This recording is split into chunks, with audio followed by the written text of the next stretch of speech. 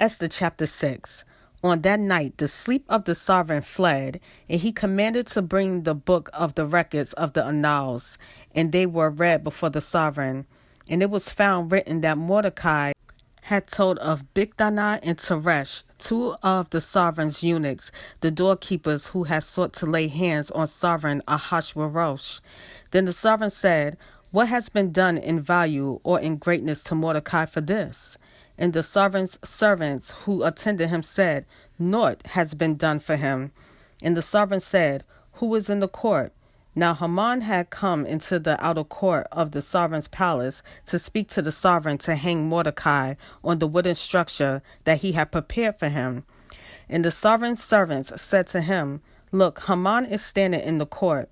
And the sovereign said, "Let him come in." And when Haman came in, the sovereign asked him, "What is to be done for the man whom the sovereign delights to value?"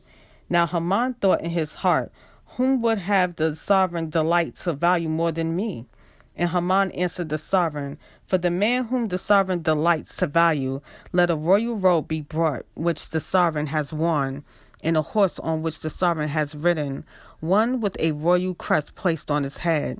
And let this robe and horse be given into the hand of one of the sovereign's most noble princes. Let them dress the man whom the sovereign delights to value, and make him ride on horseback through the city square and proclaim before him, 'Thus it is done to the man whom the sovereign delights to value.'" And the sovereign said to Haman, "Hurry, take the robe and the horse, as you have spoken, and do so for Mordecai the Yehudi who sits in the sovereign's gate. Let no word fail of all that you have spoken." And Haman took the robe and the horse, and robed Mordecai, and led him on horseback through the city square, and proclaimed before him, "Thus it is done to the man the sovereign delights to value." Then Mordecai went back to the sovereign's gate, but Haman hurried to his house, mourning and with covered head.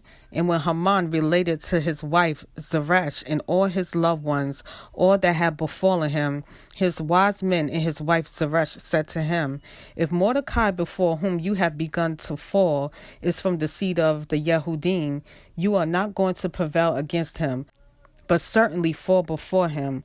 While they were still speaking with him, the sovereign's eunuchs came and hurried to bring Haman to the feast which Esther had prepared.